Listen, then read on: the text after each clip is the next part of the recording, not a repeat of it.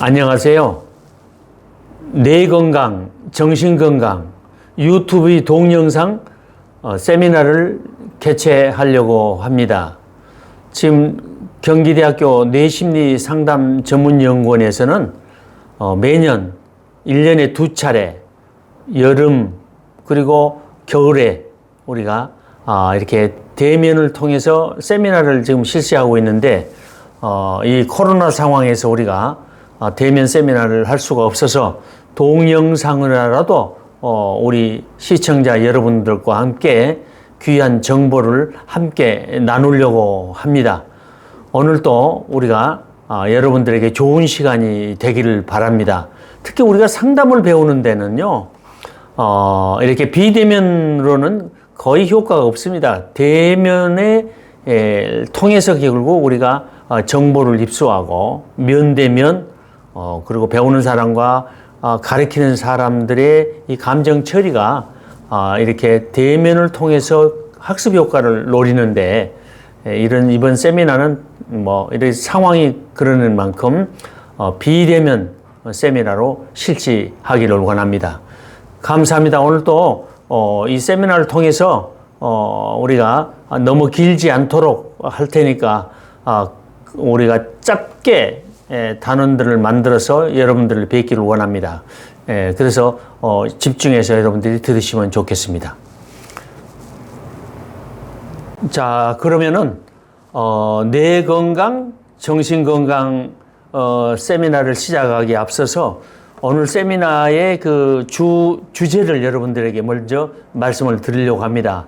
뇌 건강, 정신 건강을 알려면 먼저 우리가 뇌의 구조와 기능을 먼저 알아야 되겠죠. 왜냐면요, 뇌의 모든 우리 그 부위에 따라서 우리의 그 행동이나 생각이 다 다르거든요. 그래서 우리의 모든 활동은 뇌의 구조에 따라서 움직여지기 때문에 우리가 정신장애든지 정신건강인지 이걸 우리가 알려면 뇌의 구조와 기능을 먼저 알아야 되고, 또 두 번째는 그 뇌의 그 정보를 이제 전달해주는 귀한 곳이 있는데 그 시냅스라고 그랬었죠. 근데 그 시냅스의 신경 전달 물질이 가장 중요합니다. 그래서 이제 신경 전달 물질에 대해서 우리가 다루게 되고요. 그 다음에 이제 뇌와 정신장애, 뇌의 어떤 부분에가 이상이 있을 때 정신장애가 있느냐, 또 정신장애가 있을 때 뇌의 어떤 부위가 이상이 있느냐를 먼저 알아보고, 그리고 뇌와 정신건강에 대해서 마지막으로 말씀을 드리려고 합니다. 시간은 우리가 짧게 했습니다. 동영상 유튜브를 통해서 여러분들이 시청하기 때문에 너무 길게 하면은 여러분들에게 지루함을 주기 때문에 짧게 하려고 구성을 했습니다. 그러면 먼저 제 1강의 그 뇌의 구조와 기능에 대해서 말씀을 드리려고 합니다. 우리가 생각하고 말하고 듣고 또 그리고 분노하고 우울하고 충동하고 이게 다 뇌가 하는 일이죠. 그래서 우리가 먼저 이 강의를 들려면은 아무래도 뇌의 구조에 대해서 그 기능에 대해서 조금 먼저 알아야 되겠습니다. 제일 중요한 것이 우리가 뇌 구조 중에서 대뇌피질이죠. 아무래도. 그래서 그 중에서도 더 중요한 것은 전두엽, 우리가 이제 이마엽이라고 그러죠. 또 이마엽이라는 거는 우리가 다른 말로 말해서 이제 전두엽이라고 그러는데, 이 전두엽 중에서도 제일 중요한 부분이 바로 전전두피질입니다. 그래서 마음이 우리가 시이오라고 우리가 얘기를 하고 있습니다. 그래서 우리가 생각하고 판단하고 또 우선순위를 정하고 우리 감정을 우리가 조절해주고 이렇게 누구를 갖다가 말하고 할 때 이렇게 공감해주고 하는 것이 다 전전두피질입니다. 그러니까 이런 그 뇌의 기능이 어렸을 때부터 이제 발달이 잘 돼야 우리가 정상적인 기능을 할 수가 있는 것입니다. 그리고 어떤 경험에 의해서 이제 학습을 또 하죠. 그래서 우리가 예를 들면은 자동차를 타고 갔다가 어디 지점에서 내가 이렇게 딱지를 띄었다. 그러면은 한 번 그 장소에 띄었다면 다음에는 우리가 알거든요. 저 지점은 좀 위험한 지역이다. 이렇게 생각하고 우리가 운전을 하죠. 그러면 그런 경험이 나의 학습이 돼서 다음에는 우리가 운전하는 데 도움을 줄 수가 있는 것입니다. 그래서 우리가 똑같은 것을 계속해서 반복해서 실수하면요, 이제 문제가 있는 거죠. 그래서 대뇌 피질 중에서 이마엽이라고 하는 것은 우리 마음의 시유의 기관이기 때문에 대단히 중요하다. 그 다음에 이제 우리가 두정엽이 있죠. 두정엽이라는 것을 우리가 마루엽이라고 그러죠. 자, 머리의 이제 중간 부분이죠. 촉각을 포함한 모든 감각 처리를 다 여기서 하는 것입니다. 그래서 뇌라고 하는 거는요, 모든 감각을 통해서 우리가 정보를 다 받아들입니다. 그래서 이 두정엽에서는요, 이 촉각을 포함한 감각 처리 기능을 합니다. 피부의 감각, 또 운동 감각, 일체 체감각, 또 공간을 인식하는 거, 다 감각 기능이죠. 감각을 또 통합을 합니다. 그럼 우리가 깊은 명상에 들어가는 것도, 이 무학지경의 상태에 들어가는 것도 이제 두정엽의 기능입니다. 또 운동 선수들이 그래서 이것이 이제 발달이 아주 지금 잘 되어 있는 것이죠. 또 우리가 생각한 것이 이제 측두엽의 이제 귀 위에 양쪽에, 그래서 이걸 갖다가 이제 관자엽이라고 이렇게 또 얘기를 하는 것입니다. 우리가 글을 읽고 읽는 것을 기억하고 또 새로운 정보를 통합하는 거. 그래서 관자엽은 측두엽은 정서적인 안정성, 장기 기억을 하고요. 또 언어 발달에 아주 중요합니다. 여기에 이제 브로카 영역, 베르니케 영역들이 다 있는데요. 우리가 청각이라든가 미각이라든가 또 후각을 담당하는 아주 중요한 역할을 하고 있는 것입니다. 또 학습을 할 때, 또 시각을 할 때 눈으로 보면서 청각 학습을 하는 것이 다 측두엽입니다. 또 리듬과 음악 감상을 하는 것도 다 측두엽의 기능이고요. 우리가 이제 우리 그 기독교에서는 그 영적 경험이 있잖아요. 영적 경험을 했을 때 이것도 이제 측두엽의 한 기능이다, 이렇게 우리가 이제 보고 있는 것입니다. 그리고 이제 후두엽이 있습니다. 뒤통수엽이죠. 뒤통수엽. 그렇게 앞쪽 뇌는 이마엽, 옆쪽 뇌는 뭐라 했죠? 관자엽. 그리고 뒤쪽 뇌, 뒤통수엽 뇌를 후두엽이라고 하는데, 우리가 눈으로 이제 모든 것을 보죠. 그런데 이것을 담당하는 TV 센터는 후두엽입니다. 뒤통수엽이죠. 제일 뒤에가 있죠. 그래서 시각 정보를 통해서 사물의 위치를 우리가 알고요. 또 공간을 알고 또 크기를 인식하고 색이나 또 모양이나 또 질 감각, 이런 것도 정보 처리를 하는 것이 이제 측두엽의 기능입니다. 또 물체라든가 사람이라든가 공간 능력을 처리하는 것이고요. 우리가 장소나 길을 찾을 때 어디 출구가 있다고 하는 거, 이런 것들은 다 이게 후두엽에서 처리를 해주는 것입니다. 그 다음에 이제 중요한 것이 이제 뇌량이죠. 자뇌와 우뇌를 연결해 주는 것, 바고 이것이 이제 뇌량, 뇌의 다리다, 그러죠. 브릿지라 그런 말입니다. 뇌량은요, 약 2억 개의 신경 섬유 다발로 구성이 되어 있습니다. 그래서 자뇌는 우측 움직임을 통제를 하고, 우뇌는 좌측 움직임을 통제를 합니다. 또 우리가 이제 우리 흔히 말할 때 좌뇌형 인간, 또 우뇌형 인간, 이렇게 얘기를 하기도 하죠. 그 다음에 우리가 이제 변형계를 봐야 되겠는데, 이거는 감정의 뇌라고 얘기를 하죠. 흔히 이제 원시적인 뇌, 포유동물의 뇌, 이렇게 이제 표현을 하고 있습니다. 해마라고 하는 부분하고요, 또 편도라고 하는 부분하고 후각의 계가 바로 이 변형계가 가지고 있는 부속 부위입니다. 그래서 해마는 기억과 학습에 관여를 합니다. 근데 이제 우리가 기억을 할 때 부정적인 정보를 아주 예민하게 받아들인다는 거죠. 그리고 이제 긍정적인 거, 부정적인 정보 모두 이제 반응을 하는 것이지만은, 특히 해마가 이제 부정적인 정보에 예민하다는 거. 그 다음에 이제 편도라고 하는 것이 있는데, 이걸 가르쳐 우리가 정서센터다 이렇게 얘기하는데, 흔히 얘기할 때 우리가 변형계를 감정의 뇌다 이렇게 얘기를 하거든요. 그것은 왜 그러냐면 편도의 기능이 정서센터이기 때문에 그렇습니다. 최근에 보면요, 정신병리의 뇌의 기초는 편도체의 일부분이 제대로 기능하지 못해서 생긴 것이다. 이렇게까지 이제 얘기를 학자들은 하고 있거든요. 그래서 편도는 대단히 중요합니다. 우리가 희노애락을 다 여기서 이제 담당을 하게 되는데, 기쁘고 슬프고 우울하고 이런 거, 분노하고 이런 것들 다 담당하는 기능이기 때문에 다 여기가 문제가 있으면 우리 정서적인 문제가 다 생기게 되는 거죠. 그래서 대단히 중요한 것입니다. 편도는요, 또 유대관계를 갖고 또, 우리가 사람들이 자살을 하려고 할 때 그 성공 가능성을 높여주는 것이 바로 이제 편도의 기능 중에 하나입니다. 감정과 기억의 중추 역할을 하고요. 그리고 식욕이라든가 수면이라든가 성적 충동을 조절을 해주고, 우리가 특히 이제 어떤 위협 상황이 놓여 있을 때 이 안전장치가 바로 이제 편도라고 하는 것입니다. 그래서 도피투쟁 반응을 갖다가 빨리 우리 일으키는 부분이죠. 그러니까 내가 어떤 위험 상황이 있을 때, 내가 도망칠 것이냐, 그냥 그대로 있을 것이냐, 그게 중요하죠. 그 판단이 늦어지면 큰일 나죠. 우리가, 뭐 사고를 당할 수밖에 없습니다. 그래서 이런 기능을 편도가 하기 때문에 우리 정서의 모든 조절, 또 위협에서의 안전장치, 이런 기능을 하기 때문에 대단히 중요한 기능이고요. 그 다음에 이제 후각 처리를 하는 것입니다. 후각계가 있어가지고, 그래서, 이제 냄새도 여기서 이제 맞는 중요한 기능을 가지고 있습니다.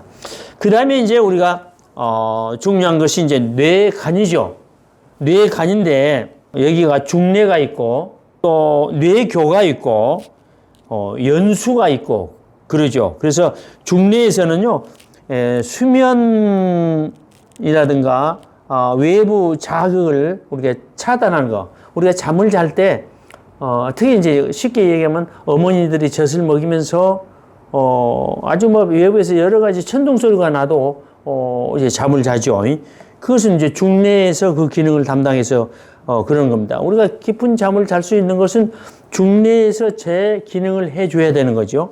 그 다음에 이제 뇌교가 있는데, 렘 수면을 유도합니다. 우리가 이제 잠을 막 들나갈 때, 어디서 이 기능을 하냐. 뇌교라고 하는, 부분에서 기능을 해주고요. 그 다음에 연수라고 하는 또 부분이 있죠. 호흡이라든가 심장을 조절해주는 그런 기능을 하는 것이 연수입니다. 그리고 뇌간에 망상체가 있는데요. 감각 정보를 확인해주는, 곳입니다. 그래서 뇌간을 가리켜서 우리가 생명의 뇌다, 이렇게 얘기를 하죠. 뇌간이 우리가, 죽게 되면은, 인간은 죽게 됩니다. 옛날에는 이제 심장이 멈췄을 때 우리가 사망이라는 진단을 내렸는데, 지금에 와서는 뇌가 이제 멈췄을 때 우리가 사망 진단을 하는데, 바로 그분이 이제 뇌간이라고 하는 그런 부분입니다. 그래서 우리가 뇌간이 이제 재단이 중요한데, 우리가 평소에 우리가 뇌간의 망상체를 활용하는 이런 감각 기능을 우리가 해야 이제 우리가 뇌가 건강하는 것입니다. 그래서 마지막 시간에는 뇌각의 망상체를 갖다가 어떻게 우리가 활용할 것인가를 말씀을 드리려고 합니다. 또 뇌 중에서요, 욕망의 뇌로 알려진 시상하부가 있죠. 시상하부에서는 체온을 조절하고 우리 성장, 수면, 또 이런 배고픔, 이런 것을 다 담당해 주는 자율신경계의 최고 중추입니다. 그리고 뇌하수체를 통제를 하고요. 그리고 이제 그 여러 가지 호르몬을 분비하고 조절해주는 아주 중요한 역할을 하는 것입니다. 여기에는 내부 시계가 있습니다. 그래서 우리가 이제 아침에 일어나서 우리가 이게 햇빛을 쬐고 그리고 잠을 잘 나갈 때 그것이 이제 내부 시계인 시상하부에 이제 전달이 되거든요. 지금 저녁이 되면 거기서 이제 어디도 연결되냐면은 시상하부에서 바로 연결된 부분이 이제 송가체입니다. 송가체. 옛날에는 그 데카르트라는 철학자는요, 영혼이 어디가 있냐 그럴 때 송가체에 있다, 송가선이다, 이렇게까지 얘기했던 것이거든요. 근데 여기서 이제 멜라토닌 호르몬이 나오면 우리가 이제 잠이 들도록 되어 있는 구조로 우리 인간이 만들어졌습니다. 그래서 우리가 저녁에 이 내부 시계가 있어서 시상하부의 그런 기능이 움직여지면서 수면을 취하게 되는데, 그 수면은 결국 소음가체에서 멜라토닌 호르몬을 분비하게 함에 따라서 호르몬이 분비가 되면서 우리가 잠을 자게 되는 거죠. 시상하부는 식욕이라든가 성욕이라든가 갈증센터라고도 우리가 얘기를 하고 있고요. 또 아까 얘기했던 게 도피투쟁 반응하는데 성행동을 하는데 이런 역할을 또 시상하부가 다 해주는 것입니다. 시상하부 앞에는 이제 시상이 있죠. 그래서 후각을 제외한 모든 감각 정보가 시상을 통해서 통과를 하고 이제 나중에 시상으로 하부로 이제 움직여지는데 교통 순경 역할을 시상이 합니다. 그래가지고 시상 하부로 움직여지면서 이제 내부 시계가 움직여주고 우리가 잠을 자기도 하고 먹고 갈증을 나기도 하는 거죠. 그러니까 우리가 지금 잠을 자는 것도 다 뇌가 하는 거고요. 그리고 이제 먹는 것도 먹고 싶다, 배고프다 그러면은 이제 위가 그런 것이 아니고 이제 뇌가 다 그런 겁니다. 그래서 이제 시상하부가 그 기능을 하고 있고요. 그리고 내가 목마르다 그러면 입에서 목마른 게 아니고 실제 뇌의 시상하부에서 목이 마르다라고 하는 신호를 보내줘서 이제 우리 육체에 나타난 것입니다. 그 다음에 우리가 이제 얘기하는 것이 소뇌죠. 소뇌는 다시 말하면 이제 대뇌를 갖다가 조종사라고 그런다면은 소뇌는 부조종사 기능을 하는 것입니다. 지금에 와서는 우리가 특히 이제 걸음걸이라든가 자세라든가 이 보행에 이렇게 큰 관련을 가지고 있고요. 동작 활동, 인지 정서, 공간, 지각까지 소뇌가 요즘은 큰 기능을 한다 이렇게 얘기를 하고 있습니다. 또 최근에 와서는 또 기억이라든가 주의 집중이라든가 언어 발달에도 기여를 한다 해서 소뇌의 중요성을 말씀을 하고 있습니다. 특히 소뇌는 전전전 눈빛과 연결을 해가지고 실행하는 능력, 결정하는 능력을 또 부여하는 그런 기능을 가지고 있다고 이렇게 얘기를 하는 것입니다. 그래서 소뇌는 대단히 또 중요한 기능을 하고 있고요. 그 다음에 이제 척수로 연결이 되고, 그 다음에 이제 우리가 또 하나 알아볼 거는 대상위가 있습니다. 대상위는 어떤 곳이냐? 뇌의 기여장치라고 얘기하면 되겠습니다.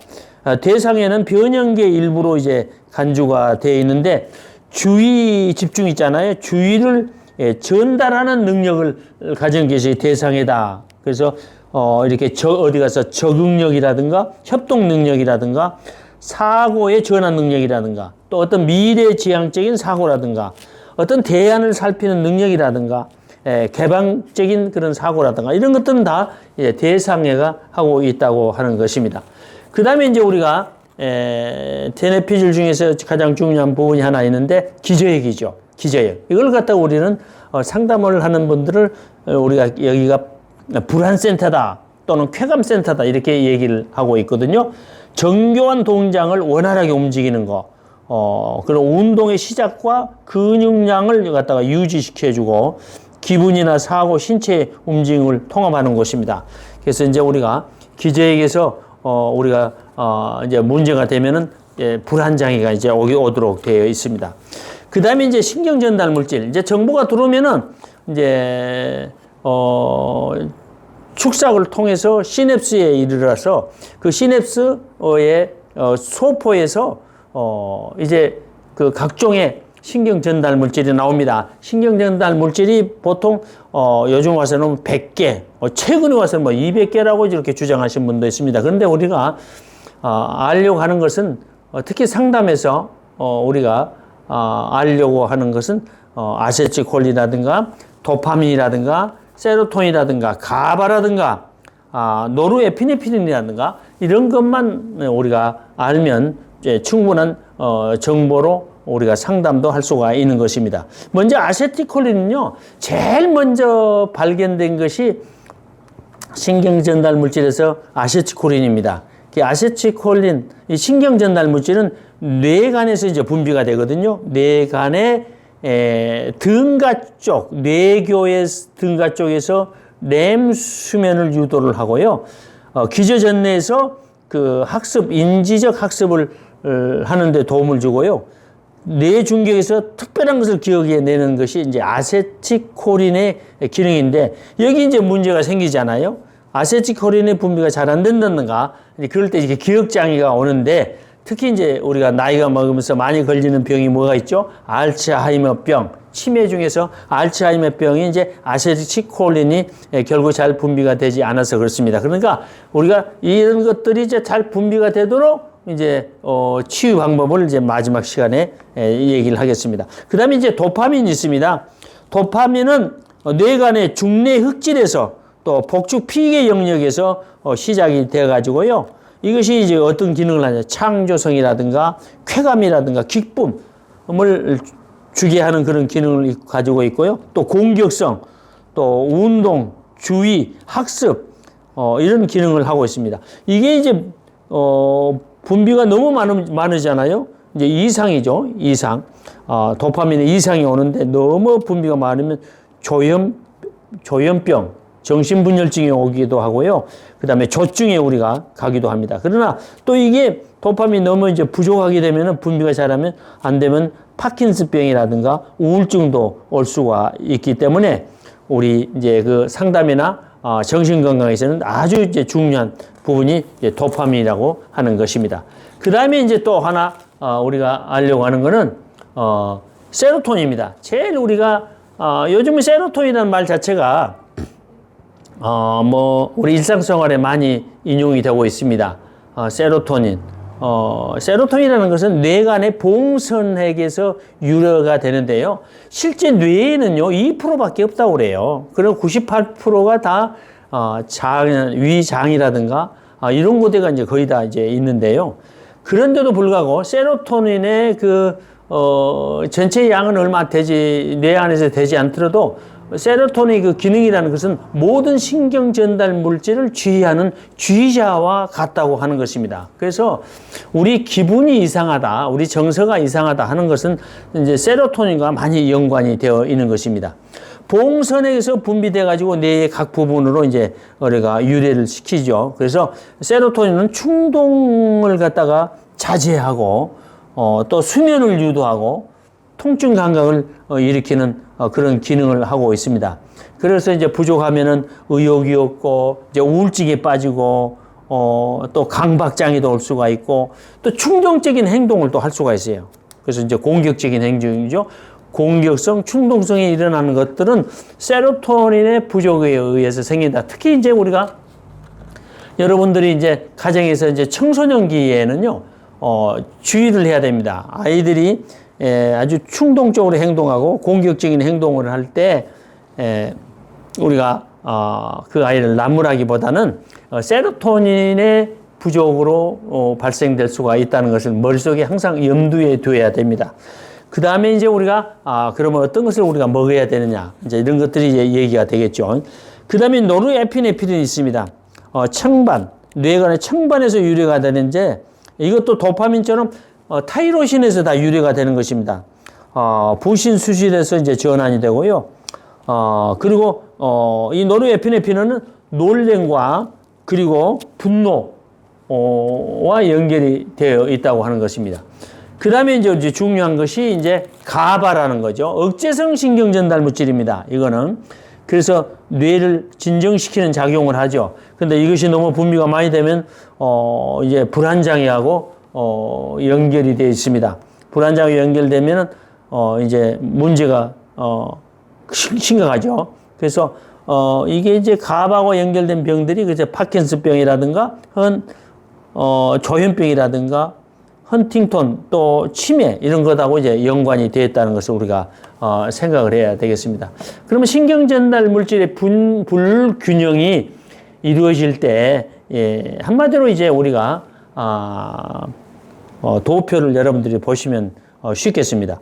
도파민이 너무 과잉 분비가 된다든가 그러면 환청이라든가 환각이 오기도 하고요. 과대망상이 오기도 하고 또 조현병이 올 수가 있습니다. 또 반면에 도파민이 우리가 분비가 안 될 때는 파킨슨병에 이제 올 수가 있습니다. 그리고요, 노르에피네프린이라든가 도파민이라든가 세로토닌이 지나치게 과잉 분비가 될 때는 기분이 아주 고양되는 거죠. 그런 걸 우리가 다른 말로 표현하면 조증이 올 수도 있다. 그리고 공격성이라든가 초조 불안이 올 수가 있고요. 또 노르에피네린이라든가 도파민이라든가 세로토닌이 분비가 안 될 때는 슬픔에 쌓여지기도 하고 우울증에 걸리기도 합니다. 그래서 이제 우울증은 바로 세로토닌과 밀접한 연관이 갈리고 있으면서도 노르에피라든가 도파민도 그 영향을 가지고 있다고 하는 것입니다. 그래서 우리가 상담을 할 때 어떤 부분이 이제 부족한가를 우리가 아는 것은 치유에 커다란 도움이 되는 것입니다. 그 다음에 이제 아세틸콜린이 있습니다.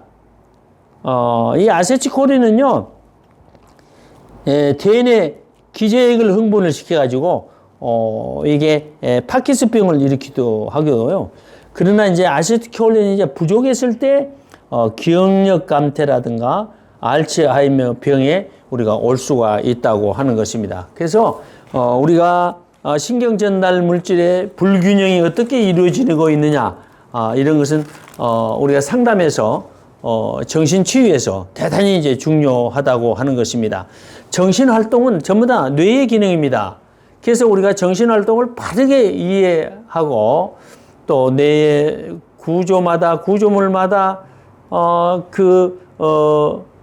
기능이 다르기 때문에 그 구조물에 어떤 기능이 또 이상이 있으면 또 무슨 병이 생기느냐, 그거는 이제 또 다음 시간에 얘기를 하려고 합니다. 그래서 우리가 어떤 정보가 밖에서 들어오면은 그 정보가 축삭을 통해서 시냅스에서 전달이 돼가지고 그 시냅스에서 시냅스 소포에서 각종의 신경 전달 물질이 균형 있게 분비가 돼야 되는 것입니다. 그래야 이제 우리가 다른 신경세포로 연결이 되는 것이거든요. 그런데 이런 것들이 이제 부족하다든가 너무 과잉으로 분비가 된다든가 그랬을 때 결국 우리의 정신 문제가 생기는 것입니다.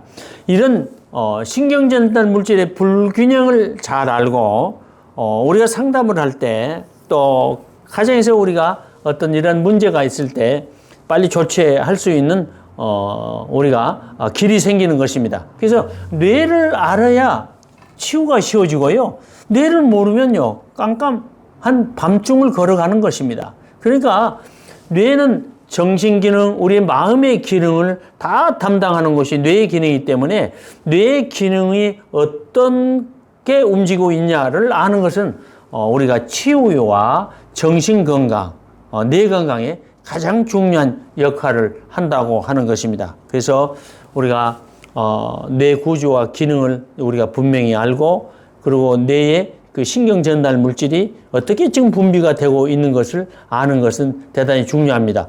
그런데 이제 이것을 방송을 들으면서 우리가 그럼 어떻게 알아? 그런데 저희들은 그 아는 방식을 설문지로 저희들은 다 만들어 놨습니다. 그래서 질문지를 통해서 뇌 기능 척도 검사지를 만들어 가지고 우리가 상담을 할 때 미리서 뇌 기능이 어디가 이제 문제가 있느냐 이런 것을 한 다음에 이제 상담을 저희들은 시작을 하고 있거든요. 그래서 우리가 뇌 기능을 안다고 하는 것은 치유와 그리고 정신 건강, 그리고 정신 예방에 대단히 중요한 기능을 한다고 하는 것입니다. 그러면 첫째 강의 뇌 구조와 기능, 두 번째 뇌 신경 전달 물질에 대해서 말씀을 드렸습니다. 그리고 이제 또 2강 조금 쉬었다가 두 번째 강의는요, 뇌와 정신장애, 다시 말하면 정신장애의 뇌와 정신건강, 이렇게 말씀을 드리려고 합니다. 조금 쉬었다가 다시 듣도록 하겠습니다. 좀 쉬셨습니까? 두 번째 강의입니다. 이번 두 번째 강의에는 먼저 뇌와 정신장애, 정신장애와 뇌, 그리고 이제 또 이제 마지막에 가서는 뇌와 정신건강. 정신건강은 이제 그 성경에서 뭐라고 얘기하고 있나, 우리 정신건강을. 또 성경은 또 뇌를 간접적으로 다 유추해서 얘기를 다 하고 있거든요. 그래서 그 성경적으로 어떻게 해야 우리가 정신건강을 유지할 수 있는가. 그래서 뇌와 정신건강, 또 그리고 이제 뇌과학적인 방법을 또 말씀을 드리려고 합니다. 우리 경기대학교에서는요, 뇌심리 상담 전문 연구원이 있고, 또 한국상담개발원에서는 또 뇌심리 상담, 아주 뇌만 전문적으로 공부하는 이런 과정도 있습니다. 여러분들이 많이 관심을 가져주시면 좋겠고요. 경기대학교에서는 이 심리 상담사만 이제 양성하는 그런 기관이고, 한국상담개발원은 뭐 애니응검사라든가 또 뭐 인지행동치료라든가 뇌심리 상담사라든가 중독치료라든가 이런 거 여러 가지의 자격 과정도 지금 운영을 하고 있습니다. 여러분들이 늘 이렇게 기도해 주시고 관심을 가져 주시기 바랍니다. 그러면요, 뇌와 정신장애가 있을 때 어떤 정신장애가 있을 때 우리가 전두엽 중에서 제일 앞쪽 이 전두엽, 이걸 갖다가 전전두엽 또는 전전두피질 그렇게 얘기하거든요. 어떤 장애가 있을 때 이 전전두피질에 이제 문제가 되냐. 물론, 뭐 ADHD도 있을 수가 있고요. 조현병도 있을 수가 있습니다만은, 우리 흔히 볼 수 있는 것이 충동조절장애죠. 충동조절장애라든가 또는 품행장애라든가 반사회적 인격장애라든가 이런 것에 이제 문제가 있는 사람들은요, 이 제일 앞쪽에 있는 이 전전두피질, 전전두엽에 기능장애가 와 있는 겁니다. 근데 우리가 이제 전전두피질은 그 완성이 되는 시기가 뇌 발달에서 완성되는 전전두피질의 시기는 18세라고 이렇게 얘기하는데 보통 이제 18세부터 25세에 의해서 전전두피질이 이제 완성이 됩니다. 완성이 된다는 것은 전전두피질의 그 미열된 수초 형성이 그때 가야 이제 완성이 되는 겁니다. 그러니까 우리가 아이들이 이제 10대 아이들이 자라나면서 이제 부모들하고 많이 갈등을 갖고 있잖아요. 그럴 때 이제 왜 문제냐면 이 전전두피질이 일찍이 발달이 돼서 완성이 딱 돼버리면 그렇지 않을 텐데, 이게 이제 이성의 뇌거든요. 근데 이게 발달이 늦어지니까 그런 거예요. 그래서 이제 18세부터 25세 정도가 돼야 이것이 완성이 되니까 이제 이성적으로 이제 말을 할 수가 있는 거죠. 다 우리가 뭐 신동이나 천재라든가 이 애들은요, 10살만 먹어도 이미 전전두피질이 완성이 다 됐습니다. 그렇게 어른 같잖아요. 요즘 무슨 미스 트롯이라든가 이런 걸 여러분들 많이 보시고 계시잖아요. 근데 거기 보면 막 신동 아이들이 나와서 이제 노래를 부르는데 그 신동들 그 아이들이 노래 10대 아이가 그 말하는 거 여러분 다 보셨잖아요. 어른스럽잖아요. 어디 우리가 기분 나쁘게 들을 수 있는 말이 하나나 있어요? 아주 그냥 아이들이 그 말 자체가 너무 성숙된 언어를 쓰고 있잖아요. 그것이 왜 그러냐? 전전두피질이 그 애들은 거의 다 완성이 다 됐기 때문에 그런 겁니다. 자, 그러니까 전전두피질의 기능장애라고 하는 것은 이게 주의가 산만하다든가 충동조절장애라든가 우울증이라든가 또는 조현병이라든가 품행장애, 반사적 인격장애라든가 이런 거에 걸렸을 때 이 전전두피질의 이제 기능장애가 이제 온다고 하는 것입니다. 두 번째는요, 또 우리가 생각할 수가 있는 것이 전대상해인데, 대상의 제일 앞쪽에 있는 것을 전대상해 하는데, 이게 이 강박하고 이제 연관이 되어 있는 거예요. 그러니까 어릴 때 우리가 너무 아이를 갖다가 학대하고 때리고 무섭게 하면은 전대상해가 과잉 활성화돼 버려요. 여러분. 그러면 이 아이들이 어떻게 돼? 적대적 반항장애가 생기잖아요. 이제 그래서 문제가 생기고요. 또 PTS라든가 또는 중독이라든가 섭식장애라든가 이런 것에 걸려 있는 사람들은 이 전대상해가 이제 과잉 활성화됐습니다. 그리고 어떤 사람들은 이렇게 자동적으로 무슨 말만 하면 아니요, 맨날 그런 사람 있죠. 또 자녀들하고 이제 그래가지고 싸우는 우리 부모님들도 있습니다. 또 부부간에도 그렇고요. 저도 그 교회를 다닐 때 집사 시절에 보니까요, 목사님이 재직예를 하는데 꼭 어떤 분이 아니요 해버리면요, 그 재직예가 다 클리어온 거예요. 그런데 그분이 한 번도 찬성한 걸 예스, 이제 목사님이 뭘 하려고 하면은요, 무조건 노예요. 이런 거는 왜 그러냐면은, 전대상해가 이제 과잉 활성화됐기 때문에 그런 것입니다. 특히 이제 그 월경전 증후군 같은 때도 이제 이 전대상해가 과잉 활성화 될 수가 있다고 하는 것입니다. 그 우리가 중독, 섭식장애, 이제 특히 이제 강박장애 조심해야 됩니다. 그러니까 아이들을 우리가 이렇게 기르면서 아이들에게 자꾸 이제 아이를 갖다가 학대하고 때리고 막 무섭게 하면요, 아이가 강박증에 걸려버려요. 제가 이제 그 어느 교회에서요, 그 구역 예배를 드리는데 4살짜리 아이가 이렇게 구역예배 드리면은 그냥 자기 그 남자아이가 고추를 내놓고 그냥 한 바퀴 돌아요. 그러면 이제 얼마나 창피스럽겠어요. 그러면 이제 엄마가 이제 구역예배 끝나고 나서 얼마나 아기를 때리는지 몰라요. 어떻게 남들 앞에 있는데 나와서 고추를 내밀고 한 바퀴 도냐고.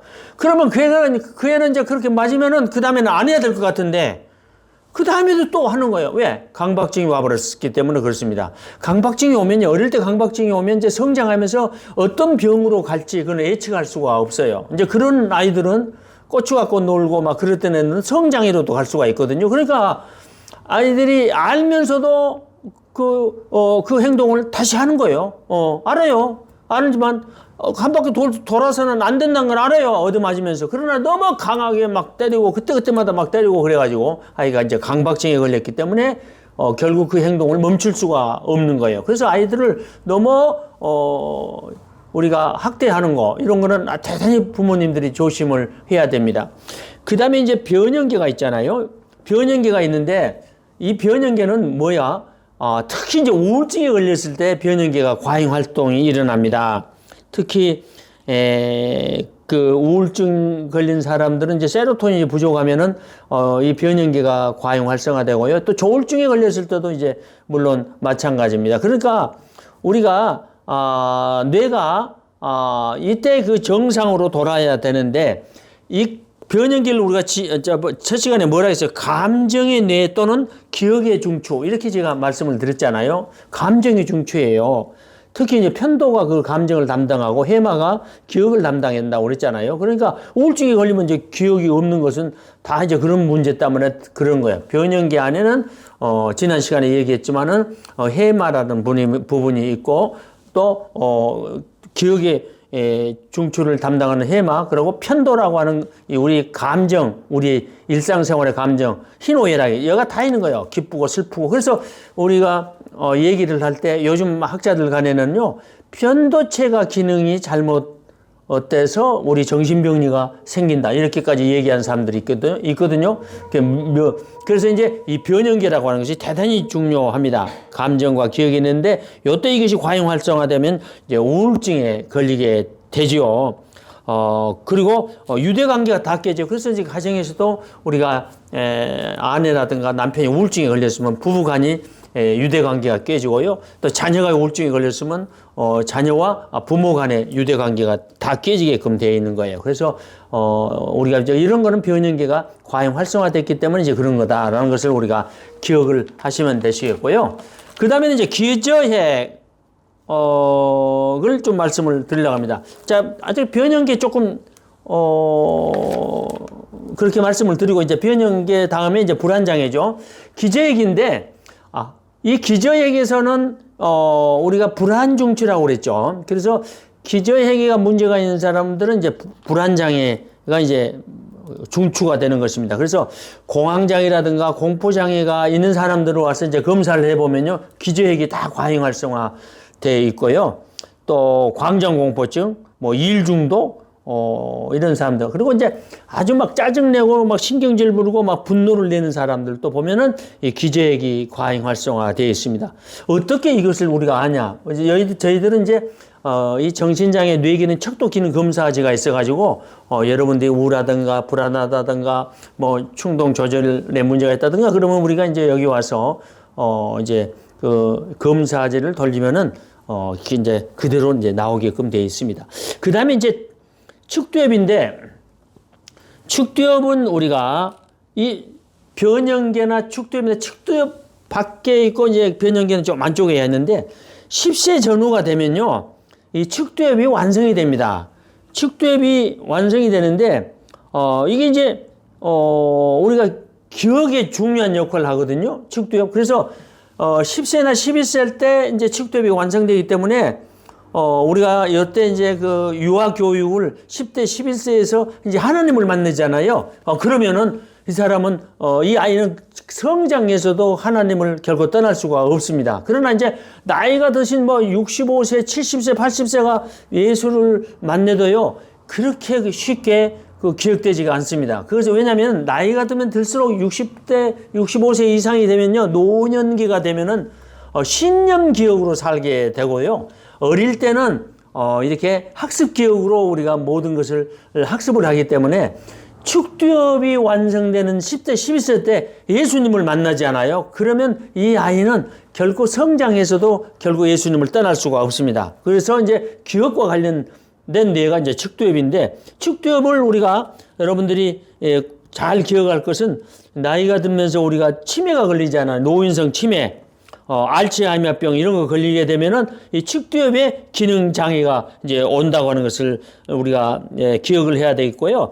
우리가 또 우울증 중에서도 막 자살 생각을 하는 그런 우울증들은 이 기억 장애의 뇌인 축두엽의 이 기능 장애가 이 과잉 활성화가 일어날 수가 있습니다. 그래서 축두엽의 기능 장애를 우리가 조금 기억을 해야 되는데, 특히 이런 데 기억 있는 사람들이 뭐가 그러냐면은 그 종교라든가 도덕에 심취했을 때 축두엽의 기능 장애가 올 수가 있습니다. 우리가 잘 아는 그 이제 그림 반고흐 있잖아요.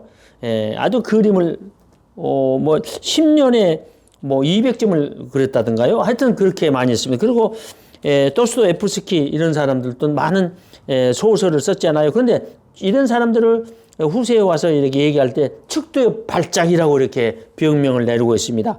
그러니까 아무나 이렇게 글을 쓰는 게 아니에요. 이제 이런 과도한 기능 장애가 일어나니까 그렇게 그림도 그리고 예술가들이 그래서 이제 큰 기능을 형성할 수도 있습니다. 그러나 우리가 축두엽의 기능 장애가 일어나면 분노하고 막 짜증나기도 하고 이제 또 그럴 수도 있다는 것을 머릿속에 염두에 둬야 되고, 교회에서는 어떤 사람들은 막 영서를 쓴다고 하는 사람들 있잖아요. 이제 그런 사람들도 축두엽의 기능 장애에 의해서 그런 증상을 초래할 수가 있습니다. 그리고 너무 막 종교에 이제 심취해가지고 거기에 빠져가지고 헤어나지 못한 사람, 어떤 도덕에 빠져가지고 헤어나지 못한 사람들, 그 헤어나지 못했다는 것은 가정을 그냥 완전히 무시를 해버리고 종교나 도덕에 심취한 사람들도 결국 축두엽의 기능 장애에 이제 문제가 생긴다고 하는 것입니다.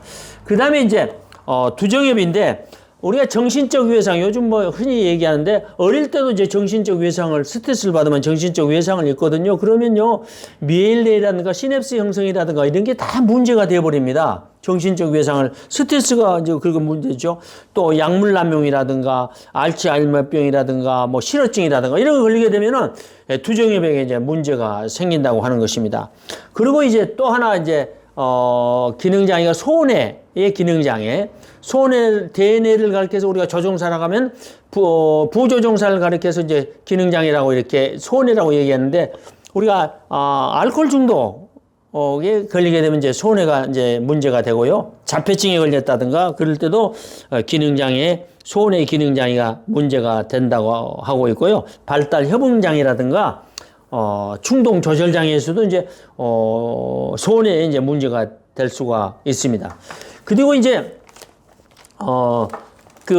이제 마지막에 가서는 우리가 뇌와 정신 건강인데, 이걸 갖다가 정신 건강을 위해서 우리가 성경은 어떻게 얘기를 하고 있느냐, 이런 걸 말씀을 좀 드리려고 합니다. 자, 뇌와 정신 건강, 먼저 성경 속의 뇌를 말씀을 드리려고 합니다. 데살로니가전서 5장 23절에 보면요, 너희의 온 영과 혼과 몸이 흠없게 보존되기를 원하라 그랬잖아요. 이제 혼이라고 하는 것은 우리가 헬라어로 이제 푸스케라고 그럽니다. 푸스케가 그냥 마음이나 정신이죠. 마음과 정신의 기능을 하는 곳이 어디입니까? 뇌지요. 그러니까 마음이 아프다, 정신이 혼란스럽다, 다 그러면 어디가 문제가 있는 거예요? 뇌가 문제가 있는 거예요. 또 시편 23편 3절에 보면요, 내 영혼을 소생시키며 라고 하는데, 그 영혼을 헬라어로 말하면 푸스케입니다. 그리고 소생이라고 하는 단어는 이아트레이아고요. 그래서 이걸 가르쳐서 이것을 합성어로 만드니까 P자는 묵음이니까 사이키아트리가 되잖아요. 그러니까 정신의학이 되죠. 그래서 정신의학이 바로 여기서 나오는 겁니다. 정신이 어디가 있다고요? 뇌가 있잖아요. 그래서 성경에서는 뇌라고 하는 직접적인 표현을 안 했지만은 그러나 성경 속에서는 뇌를 얼마든지 찾아볼 수가 있어요. 또 잠언서 14장 10절에 보면요. 마음의 고통을 자기가 알고 그랬잖아요. 자기가 뭐냐? 이걸 이제 영어 성경은 원셀프라고 이렇게 번역이 되는데 이게 이제 히브리어 보면 네페시입니다. 네페시는 뭐예요? 뇌죠. 네페시가. 왜냐면 자, 뉴욕 대학교의 그 루드 박사는요. 자아는 곧 뇌다 그랬어요. 아주 그냥 단언을 했어요. 단언을 하셨다고 해요. 자아는 곧 뇌다. 그래서 자아와 시냅스와 자아라는 그런 책을 지었잖아요. 그래서 자아가 곧 뇌인데 뇌의 어느 분야, 시냅스를 얘기하고 있는 거예요. 그 시냅스는 곧 자아라고 이렇게 얘기를 하고 있습니다. 그러니까 성경은 뇌를 여러 군데서 다 말씀하고 있는데 지금 제가 세 군데만 찾아서 말씀을 드렸습니다. 자, 그 다음에 이제 그러면은 성경에서 분명히 이렇게 말씀하고 있는데 이제 뇌과학에서 뭐를 발견했냐면요. 가소성이라는 단어를 가소성의 기능을 발견했습니다. 뇌는 가소성이 있다. 그 말은 뭐냐면은 뇌는 우리가 어떠한 환경에서 자라느냐, 어떤 것을 경험을 했느냐, 그에 따라서 뇌 신경계가 다 변화된다는 거예요. 근데 옛날에는 우리는 내가 한번 신경세포가 뇌가 만들어지면 결코 변하지 않는다. 이렇게 생각해서 이제 나이가 지금 드신 분들은 다 그렇게 생각을 하고 있는데 그것은 이제 이미 30년 전에 틀린 이론으로 나와 있어요. 가소성의 발견 때문에 뇌는 어떤 환경을 가지고 있냐. 그러니까 우리가 날마다 학습하고 배우고 반복하고 그러면 또 달라지잖아요. 그러니까 뇌는 일생 동안 재조직된다. 새로워진다고 하는 거예요.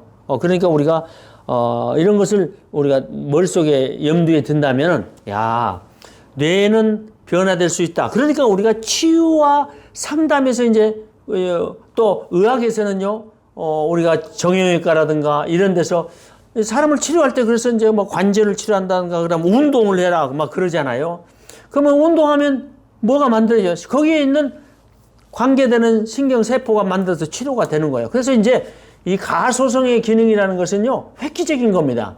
그래서 우리가 치유와 상담에 우리가 이제 적용이 될 수가 있고, 또 성경에서도 이 가소성의 기능으로 성경을 설명할 수가 있어요. 그것이 뭐냐? 하나님의 말씀이라는 거야. 그래서 하나님의 말씀에 우리가 들어가면은 어떻게 된다고 그랬어요? 하나님의 말씀은 살았고 운동력이 있다고 그랬잖아요. 그래서 나우의 날선 검보다도 더 예리하고 혼과 또 영과 및 관절과 골수를 찔러서 쪼개기까지 한다고 했죠. 다시 말하면 하나님의 말씀은 우리 몸을 치유하는 힘이다. 그 말입니다. 이제 그래서 성경은 표현할 때 말씀을 갖다가 어떻게 표현해요? 생명의 말씀 그렇게도 표시하고 있고요. 또 말씀이 육신되어 이렇게도 표현을 하고 있습니다. 또 야고보 1장 21절에는요. 영혼을 구원하는 말씀 그렇게 표현을 하고 되어 있고, 또 시편 107편의 20절에는 말씀을 보내어 저희를 고치자. 말씀이 그러니까 치유의 능력이 있다고 하는 것은 뭐예요? 그 말씀이 들어가면은 가소성의 기능이어서 우리 영혼이 치유가 된다고 하는 것입니다.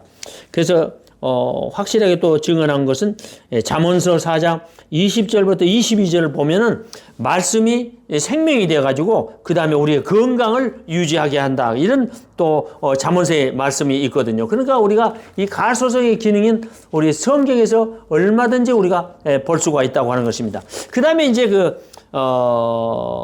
마태복음의 9장 29절을 보면은 그 믿음에 대해서 얘기를 하고 있어요. 가라사대 너희 믿음대로 되라. 그런 말씀이죠. 너희 믿음대로 되라. 그러니까 믿으면은 가소성의 뇌는 가소의 기능에 의해서 이제 그 믿음대로 행동을 하게 되는 거예요. 그러니까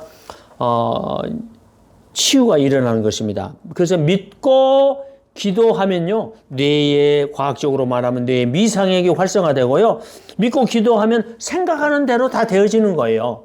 그래서 잠언서 23장 7절에 우리가 말씀을 하듯이 뭐라고 얘기했어요? 대저 그 마음의 생각이 어떠하면 그 위인도 그러한지요.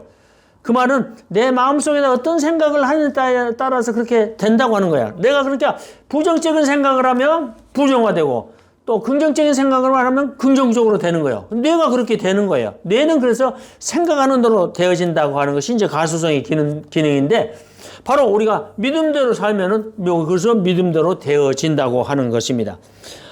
그런데 믿음은 어떤 것을 우리가 분비를 하냐? 신경전달 물질 지난 시간에 말씀했죠. 도파민이라든가 세로토닌이라든가 또 옥시토신이라든가 이런 신경전달 물질을 만들어내기도 하고요. 믿음의 뇌파를 보면요.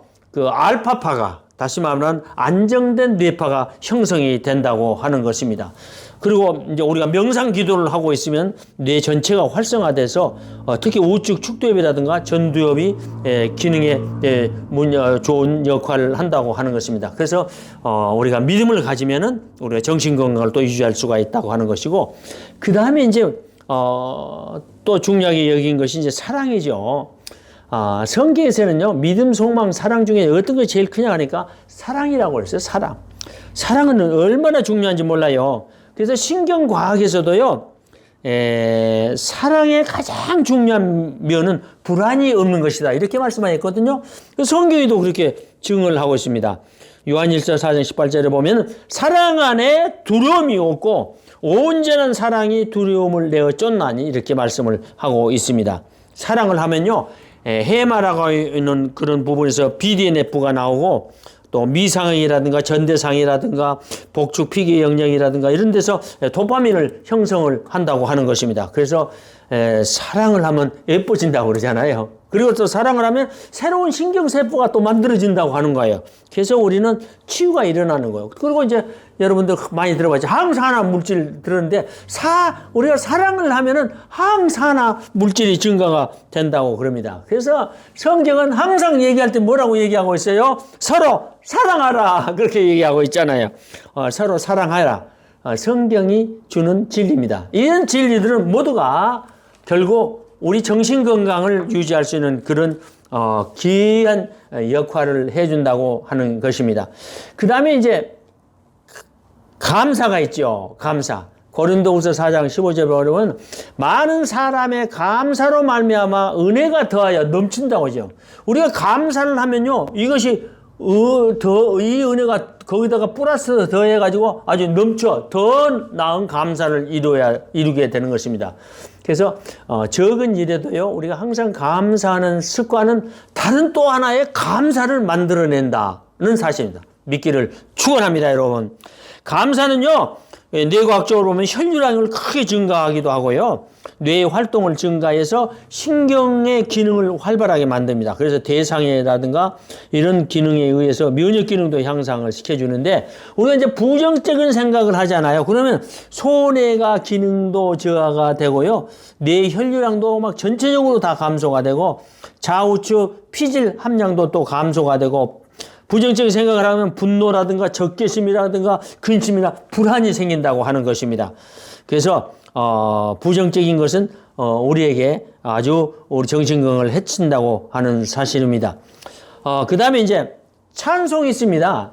찬송이 얼마나 중요한지요.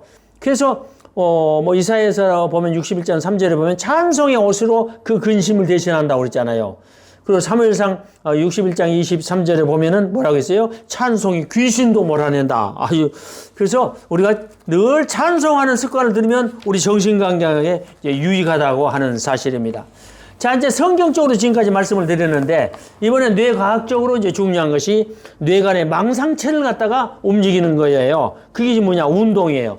운동을 하면 뇌간의 망상체가 움직여요. 그래서 거기서 신경전달 물질이 나오고, BDNF가 나오고, 신경전달 도파민, 세로토닌, 노르에피닌 이런 것이 나오고, 또 이제 엔돌핀도 나오고, 또, 우리가 얘기를 하려고 하는 것이 뭐냐면은, 그 운동 중에서도 걷기 운동, 조깅, 수영, 노래 부르기, 웃기. 어떤 분은 수영을 한 30년 했다는 분을 만났거든요. 교회에서 만났는데요, 할머니인데 30대 얼굴이에요. 30대 얼굴. 그게 왜 그러냐?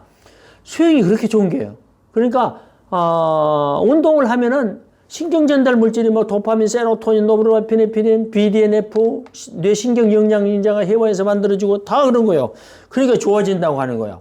그 다음에 또 운동을 하게 되면 어떤 거예요? 특히 이제 정신 운동을 하게 되면은 정신 운동이라는 것은 다른 게 아니에요. 여러분들 이제 학교 와서 이렇게 배우잖아요.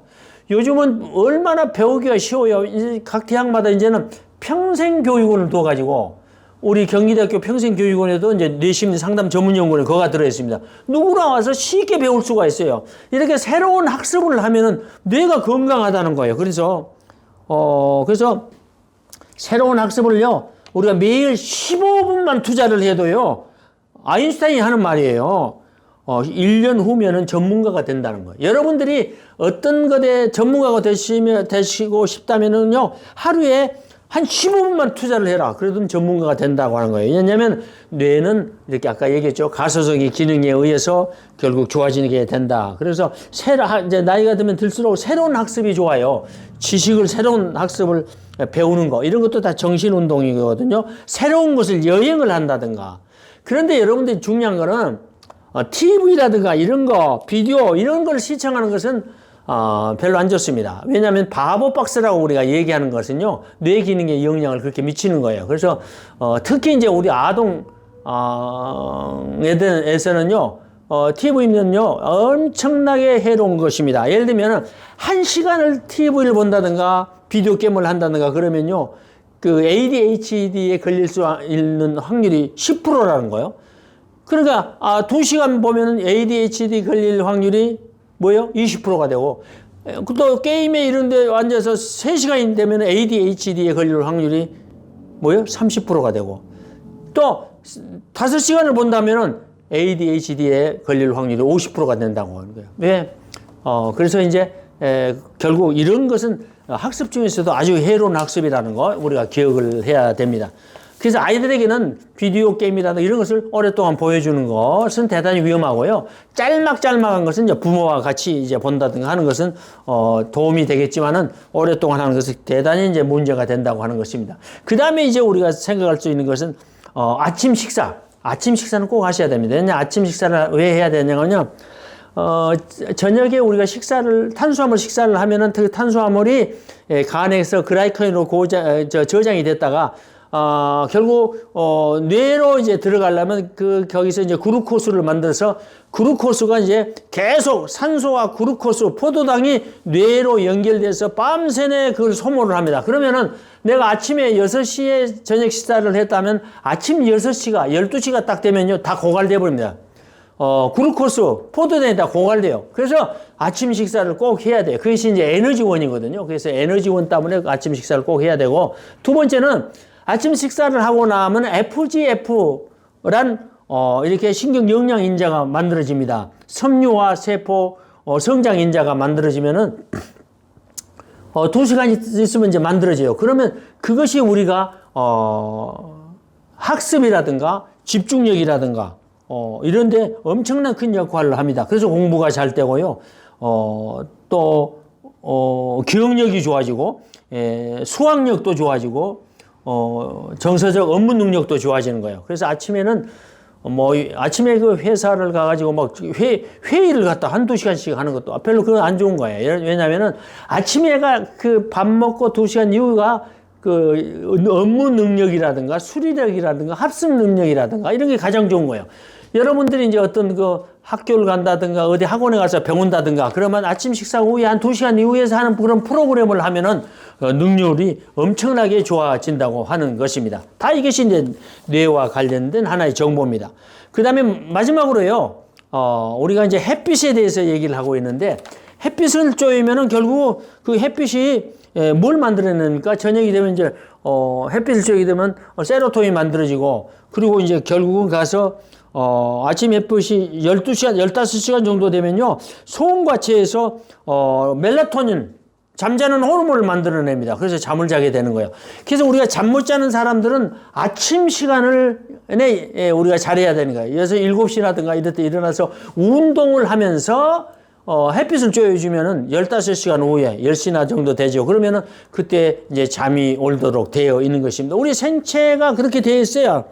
그래서 우리가 세로토닌 신경화를 활성화시키기 위해서는 아침에 햇빛을 쬐어주는 게 좋다. 그리고 이제 리듬 운동을 한다든가 이런 것도 중요하죠.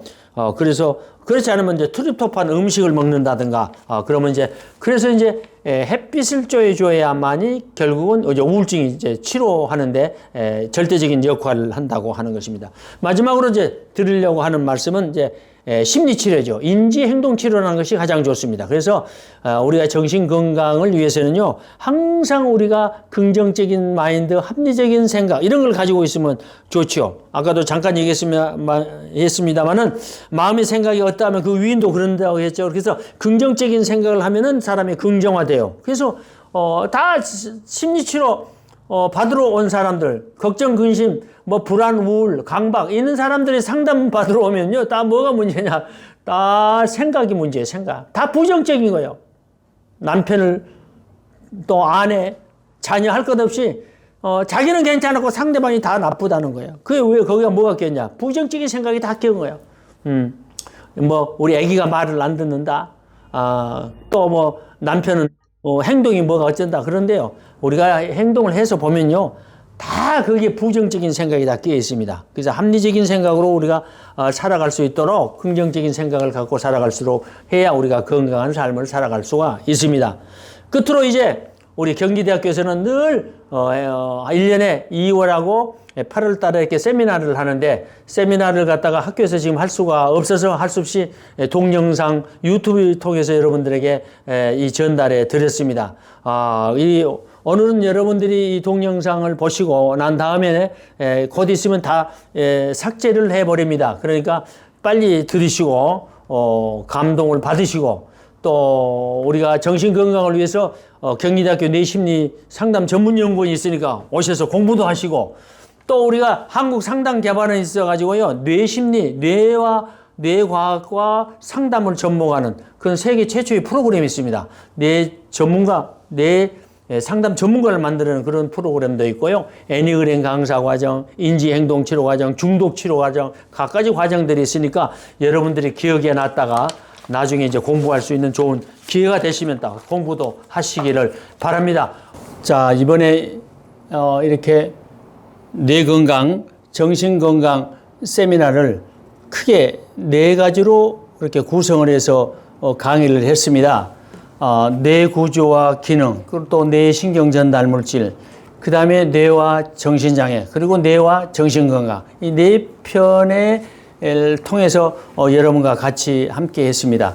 매년에 2차례씩 우리가 세미나를 하니까 항상 기억해 주시고, 또 이 활동을 활발하게 우리가 유지하는 것이 경기대학교 뇌심리상담 전문연구원이고 한국상담개발원입니다.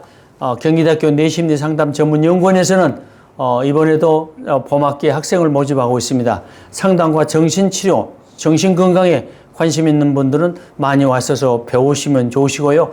각종 프로그램, 뇌심리상담사 자격증이라든가 애니그램 강사라든가 인지치료라든가 이런 강사 자격증은 또 한국상담개발원에서 이렇게 유지를 하고 있습니다. 여러분 끊임없는 관심과 사랑을 부탁을 드립니다.